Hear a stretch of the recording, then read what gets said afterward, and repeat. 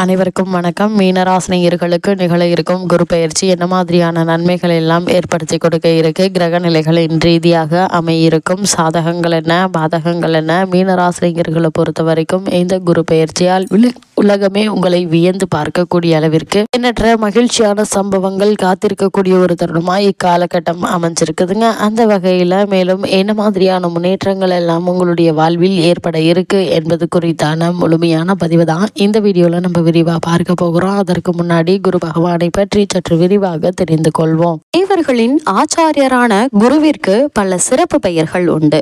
பிரகஸ்பதி, தேவகுரு, பொன்னன், வியாழன் என்று பல சிறப்பு பெயர்கள் உண்டு. அதே போன்று அசுரர்களின் ஆச்சாரியரான சுக்கிரனுக்கும் வெள்ளி, பார்க்கவன் என்று ஏராளமான விசேஷ பெயர்கள் உண்டு. செய்தற்கரிய மிக கடுமையான தவமியற்றி மிருத சஞ்சீவினி எனும் அரிய மந்திரத்தை தெரிந்து கொண்டார் சுக்கிராச்சாரியார். இதன் சக்தியினால் தேவர்களுக்கும் அசுரர்களுக்கும் இடையே அடிக்கடி நடைபெற்ற போர்களில் மடிந்த அசுரர்களை மீண்டும் உயிர்ப்பித்து வந்தார் சுக்கிரன். இதனால் தேவர்களால் அசுரர்களை வெல்ல முடியவில்லை. எவ்விதமாவது சுக்கிராச்சாரியாரிடமிருந்து சஞ்சீவினி மந்திரத்தை தெரிந்து கொண்டு விட வேண்டும் என தேவர்கள் முடிவு செய்தனர்.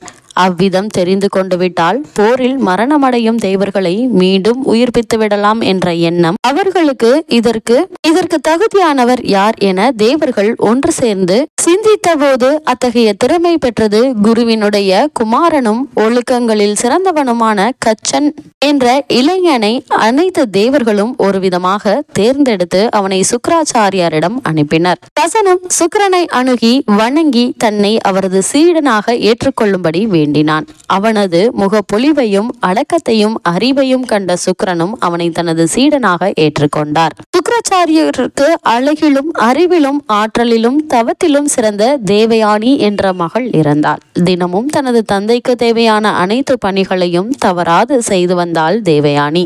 மகளிடம் அளவற்ற பாசம் வைத்திருந்தார் சுக்கிரன். தந்தைக்கு பணிவிடை செய்யும் போதெல்லாம் கச்சனும் அருகில் இருப்பது வழக்கம். நாளடைவில் தேவயானி கச்சனிடம் தனது மனதை பறிகொடுத்தாள். ஆயினும் வைராகிய சித்தனான கச்சன் அவள் மீது தன் சிந்தனையை இழக்கவில்லை. இதற்கிடையில் மிருத சஞ்சீவினி மந்திரத்தை தெரிந்து கொள்வதற்காகவே தேவர்களால் அனுப்பப்பட்டவன் கச்சன் என்பதை அறிந்து கொண்டார்கள் அசுரர்கள். ஆதலால் கச்சனை கொள்வதற்கு பல தடவைகள் முயன்றார்கள். அத்தருணங்களில் உயிர் தெழுந்த கச்சனை தேவயானி தன் தந்தையிடம் மன்றாடி மருத சஞ்சீவினி மந்திரத்தின் மூலம் உயிர்ப்பித்து வந்தாள். இதனை கண்டு கொண்ட அசுரர்கள் கச்சனை கொன்று எரித்து அந்த சாம்பலை சோமபானத்தில் கரைத்து சுக்கிராச்சாரியாருக்கு கொடுத்து விட்டார்கள். அன்று இரவு வெகு நேரமாகியும் கச்சன் ஆசிரமத்திற்கு திரும்பாததை கண்ட தேவயானி கவலையுற்றாள். பின்பு விசாரித்து அவனது சாம்பலை தனது தந்தை சோமபானத்தில் பருகிவிட்டதை அறிந்து துடிதுடித்து போனாள். கச்சன் இல்லாத உலகில் தான் உயிர் வாழ மாட்டேன் என பிடிவாதம் பிடித்தாள். தந்தையிடம் வேறு வழியின்றி சுக்கிராச்சாரியார் கச்சனுக்கு சஞ்சீவினி மந்திரத்தை உபதேசிப்பதாகவும் அதனால் அவன் உயிர் பெற்று அவரது வயிற்றை பிளந்து கொண்டு வெளிவந்து விட வேண்டும் என்றும் அதன் பிறகு அந்த மந்திரத்தை பிரயோகித்து தன்னை உயிர்ப்பிக்க வேண்டும் என்றும் கூறினார். தேவயானியும் மகிழ்ந்தாள். கச்சனும் சுக்கிராச்சாரியார் கூறியபடியே அவர் வயிற்றிலிருந்து வெளிவந்து மீண்டும் அவரை உயிர்ப்பித்தான். சஞ்சீவினி மந்திரத்தை சுக்கிரனிடமிருந்து அறிந்து கொண்டு விட்டதால் இனியும் அங்கிருக்க வேண்டிய அவசியமில்லை. தேவர்கள் காத்திருந்தார்கள் என எண்ணிய கச்சன் தேவர்கள் உலகிற்கு திரும்பிவிட எண்ணி தேவயானியிடம் விடை பெற்றான். அவனிடம் தனது உயிரையே வைத்திருந்த தேவயானி அவன் கால்களை பிடித்து கொண்டு கதறி அழுதும் கூட அவனுடைய மனம் இறங்கவில்லை. உன் தந்தையிடம் கல்வி கற்றதினால் அவர் எனக்கு குரு, குருவினுடைய புதல்வி எனக்கு சகோதரி ஆவாள். அது மட்டுமில்லாமல் நான் எங்கனம் உன்னை திருமணம் செய்து கொள்ள இயலும். மேலும் அவர் எனக்கு உயிரை கொடுத்ததினால் என் தந்தைக்கு சமமானவர் என கூறி தேவர்கள் உலகிற்கு புறப்பட்டு விட்டான். ஏமாற்றத்தினால் மனம் உடைந்து கோபமடைந்த தேவயானி கச்சன் அறிந்து கொண்ட சஞ்சீவினி மந்திரத்தை அவன் மறக்க கடவது என சாபமிட்டாள். பாடுபட்டு கற்றுக்கொண்ட பிறர் கழிய அந்த மந்திரத்தை இழந்து மனமுடைந்து கச்சன் தேவர் உலகமான சொர்க்கத்திற்கு திரும்பினான். அன்றிலிருந்து குருவும் சுக்கிரனும் ஒருவருக்கொருவர் பகைகளானார்கள். ஜோதிட கலையில் இருவரும் சமம் என்றே கூறப்பட்டுள்ளது. உலக சுகங்களை அளிப்பவர் சுக்கிரன், ஆன்மீக நெறிமுறைகளை ஏற்ற மனநிறைவை அளிப்பவர் குரு பகவான். இருப்பினும் மக்களுக்கு பிறவி சுகங்களை அனுபவிப்பதற்கு குரு சுக்கிரன் ஆகிய இருவருடைய கருணையும் வேண்டும். ஏனெனில் இருவருமே தங்களுடைய தவ வலிமையினால் நவகிரகங்களில் இருவராக திகழும் பேறு பெற்றவர்கள். அதே போல இப்பிறவியில் நாம் ஒவ்வொருவருடைய அந்தரங்க, அதாவது அவர்களுடைய சொந்த வாழ்க்கையும் நல்ல விதமாக அமைவது முற்பிறவிகளில் நாம் செய்துள்ள நற்செயல்களின் அடிப்படையில் தான் நிர்ணயிக்கப்படுகிறது என வேதகால மகரிஷிகள் அருளியிருக்காங்க. அது மட்டுமில்லாமல் நம்மளுடைய ஜனனகால ராசியில் லக்னம் மற்றும் பூர்வ புண்ணிய ஸ்தானம் எனப்படும் 5ஆம் இடத்தை ராசியை ஆராய்ந்து பார்த்தால் முற்பிறவியில் நாம் எவ்விதம் வாழ்ந்திருக்க கூடும், என்னென்ன தவறுகள் பாவங்கள் செய்திருக்க கூடும் என்ற விவரங்கள் தெளிவாக தெரிந்து கொள்ளலாம். அவற்றை அறிந்து கொண்டால்தான் அத்தகைய தவறுகளினால் ஏற்படும் கிரக தோஷங்களிலிருந்து நம்மை தக்க பரிகாரங்களினால் விடுவித்துக் கொள்ள முடியும். குரு ஒருவருக்கு சாதகமாக அமைந்தால் அன்பான துணைவர் கிடைப்பார்கள். அதே போல ஏழ்மையிலும் பாசம் குறையாத துணை நமக்கு கிடைக்கும். அடக்கமே ஆபரணமாக கொண்டிருக்கும் துணை நமக்கு கிடைக்கும். வறுமையிலும் வைராக்கியமான வாழ்வை நடத்தக்கூடிய மேன்மை நமக்கு கிடைக்கும்.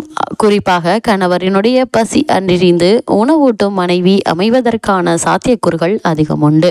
குரு ஒருவருடைய வாழ்க்கையில் நல்ல சுபபலம் பெற்று சஞ்சரித்தால் எளிய வாழ்க்கையில் மன நிறைவு பெறக்கூடிய சுகபோகங்கள் நம்மளுடைய வாழ்வில் ஏற்படும். நல்ல இல்லறம் அமைவதற்கு ஜாதகத்தில் குரு மற்றும் சுக்கிரன் ஆகிய இரு கிரகங்களும் தோஷமற்று இருக்க வேண்டும். இருப்பினும் குரு அளிக்கும் மனைவிக்கும் சுக்கிரன் அளிக்கும் மனைவிக்கும் வித்தியாசங்கள் உண்டு. அவர்களால் நன்மைகளும் ஏராளம் உண்டு என்பதை கிரக நிலைகள், குறிப்பாக குருவினுடைய நிலை தெளிவுபடுத்துது. இவ்வளவு மேன்மைகளை கொண்ட குரு பகவான் மேசராசியிலிருந்து தனது பகை கிரகமான சுக்கிரனுடைய ஆட்சி வீடான ரிஷபராசிக்கு பயிற்சியாகிறார். இந்த பயிற்சியின் காரணமாக மீனராசியை சேர்ந்த புரட்டாதி 4ஆம் பாதம் முதல் உத்திரட்டாதி ரேவதி வரை உள்ள நட்சத்திரக்காரர்களுக்கு குடும்ப சூழ்நிலை ரீதியாக மேலும் என்ன மாதிரியான முன்னேற்றங்கள் எல்லாம் ஏற்பட இருக்கு என்று பார்க்கும்போது, உங்களுடைய ராசிநாதன் ஆகிய குரு பகவான் வாக்கு, தனம், குடும்பம் ஆகிய இடத்தில் சுபபலம் பெற்று சஞ்சரிப்பதால் வருமானத்திற்கு எந்த ஒரு குறையும் இருக்காதுங்க. குடும்பத்தில் சுப நிகழ்ச்சிகள் நிகழ்வதற்கான வாய்ப்புகள் இருக்குது. ஜென்ம ராசியில் ராகு அமர்ந்திருக்கும் நிலையில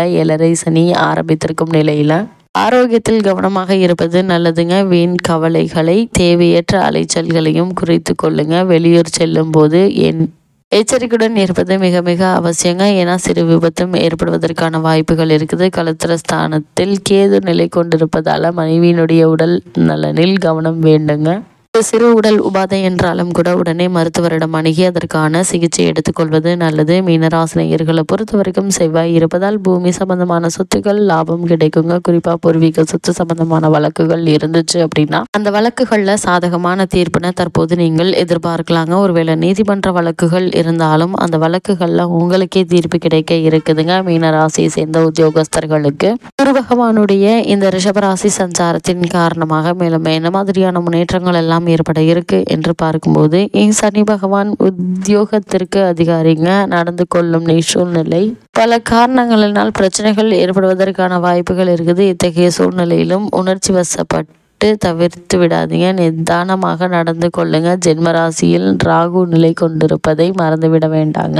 ஏன்னா நீங்கள் செய்யக்கூடிய ஒரு சிறு தவறும் பெரிய பிரச்சனையில கொண்டு போய் விடுவதற்கான வாய்ப்புகள் இருக்கு என்பதால மீனராசினியர்கள் இத்தருணங்கள்ல ஒவ்வொன்றையும் ஒரு முறைக்கு இருமுறை யோசித்து சிந்தித்து செயல்படுவது மிகவும் நல்லது. மீனராசியை சேர்ந்த தொழில் மற்றும் வியாபாரம் செய்பவர்களுக்கு குரு பகவானுடைய சஞ்சார நிலையின் காரணமாக மேலும் என்ன மாதிரியான முன்னேற்றங்கள் எல்லாம் ஏற்பட இருக்கு என்று பார்க்கும்போது, லாபத்தை தக்க வைத்துக் கொள்ள மிகவும் பாடுபட வேண்டி இருக்குங்க. அடிக்கடி வெளியூருக்கு செல்ல வேண்டி வரும். சந்தையில் நியாயமற்ற போட்டிகள் அதிகரிக்குங்க. நிதி நிறுவனங்களுடைய ஆதரவும் உதவியும் உங்களுக்கு கிடைக்க இருக்குதுங்க. உற்பத்தி மற்றும் செலவுகள் ஆகிய ஒவ்வொன்றையும் தீர ஆராய்ந்து முடிவெடுப்பது மிகவும் அவசியங்க. ஏற்றுமதி இறக்குமதி துறையினர் முன்பணம் பெற்றே சரக்குகளை அனுப்ப வேண்டுங்க.